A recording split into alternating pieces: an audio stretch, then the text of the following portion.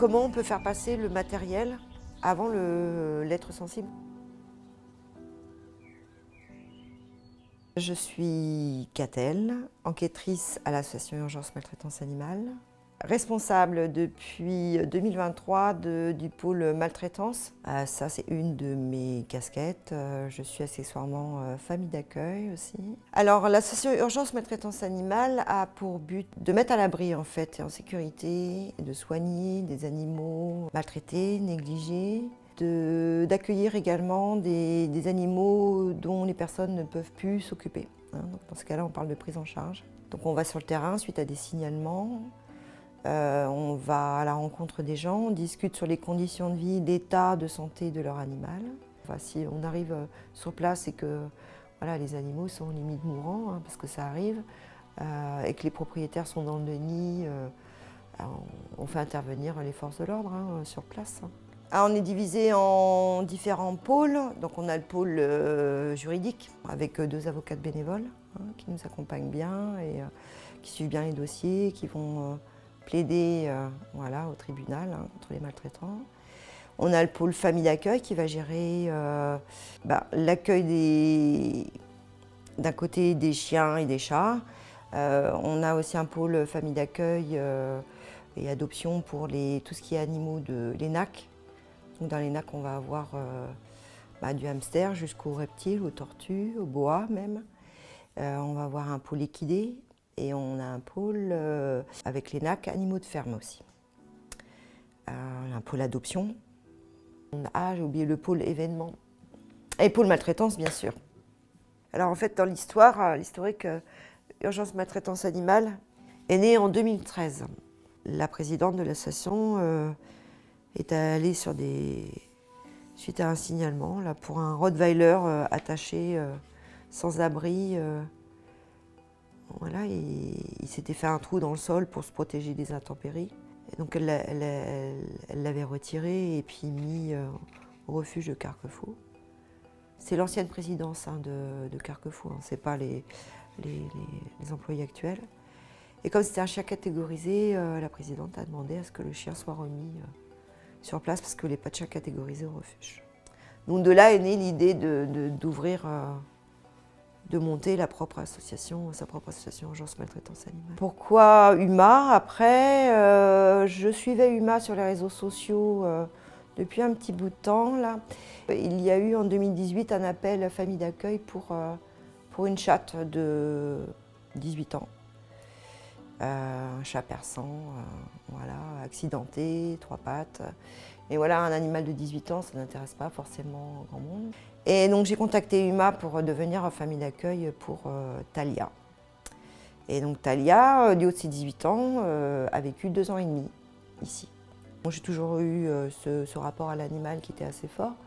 Je trouve que c'est des êtres vivants qui n'ont pas le droit à la parole, qui peuvent passer une vie de 12 ans enfermés dans un chenil sans vraiment oublier de tous. Et il y a besoin de personnes un peu qui s'en occupent, qui aillent sur le terrain, qui essayent de sortir ces êtres voilà, innocents. Pour moi, c'est l'innocence même, pour les sortir de leur misère. Bon, alors Kyria, qui vient de la SPA de Châteaubourg, à côté de Rennes, qui a été retirée de maltraitance par négligence, on va dire, qui arrivait ici, qui était complètement désocialisée, qui avait peur de tout, qui ne connaissait rien puisqu'elle avait dû vivre enfermée. Socrate, adopté UMA, retiré d'un élevage douteux avec des chihuahuas, d'autres bichons havanais, arrivé ici à 6 mois, très craintif.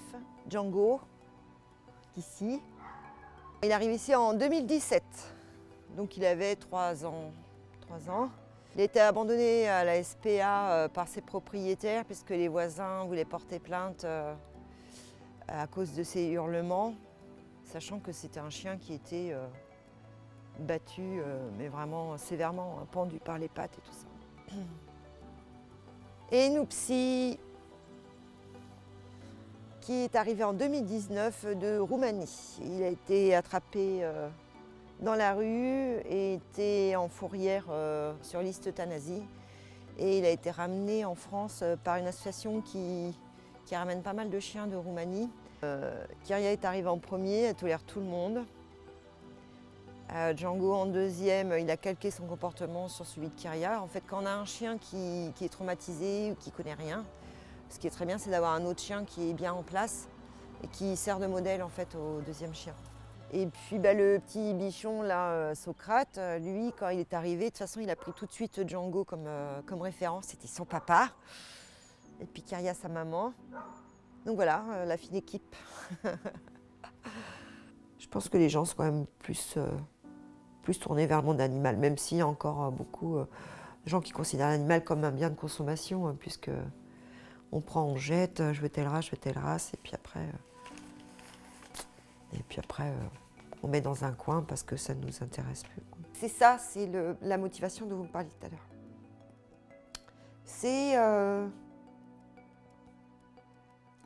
C'est oublier. Comment dire, c'est les remettre sur les rails. L'histoire de Kaline, une épagnole breton, vraiment ça a été le hasard qu'on tombe sur elle. C'était en 2020, là, avant le confinement. Et cette chienne, elle vivait à l'écart de la maison, attachée dans une grange à 1,20 m de chêne. Elle ne pouvait même pas atteindre une gamelle d'eau. Elle vivait parmi des années d'excréments fossilisés autour d'elle. Elle était cachectique. Le collier qui rentrait à moitié dans le cou. Bon voilà, clairement, Kaline avait 14 ans. Elle avait chassé, mais le monsieur chassait plus, donc il lui donnait à manger à l'occasion quand ils avaient les restes.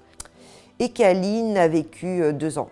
2 ans chez une super adoptante. Elle avait son canapé, elle était grasse, elle allait type la maison après. Donc ça, c'était un très très beau retrait. J'ai eu toujours beaucoup d'émotions pour cette chienne-là. Morphée, qui a été retirée, une malinoise qui a été retirée en mois de juin, 12 kilos.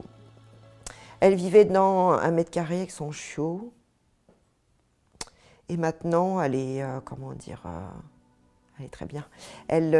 Ses adoptants travaillent dans un centre équestre, donc elle fait bien ses 25 kilos, et puis elle est toute joyeuse et elle est toujours en extérieur. Donc on a besoin de bénévoles sur le terrain, d'enquêteurs également, de familles d'accueil, puisque moi quand je pars par exemple sur une tournée de plaintes, c'est toujours un peu le stress pour moi et puis pour le pôle famille d'accueil en amont, c'est voilà, si je retire, où est-ce qu'on met cet animal-là, quoi.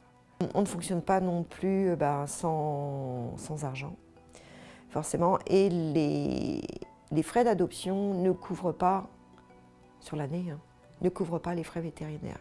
Sur 2023, il y a à peu près 96 000 € de frais vétérinaires.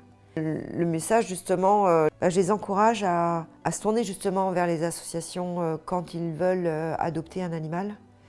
Parce que l'avantage de faire passer les animaux dans les familles d'accueil, c'est qu'on connaît leur caractère. Voilà, on connaît leurs besoins, on connaît leurs soucis de santé. Les gens qui veulent un compagnon adapté, enfin, qui corresponde eux à ce qu'ils peuvent fournir aussi, voilà, comme bien-être à l'animal, comme rythme de vie, voilà. Faire adopter un husky à quelqu'un qui est à moitié sédentaire, enfin c'est... Non. Voilà, le but c'est que tout le monde soit heureux, tout le monde se retrouve les adoptants comme les animaux, donc venez adopter chez Huma. Adopter en assaut.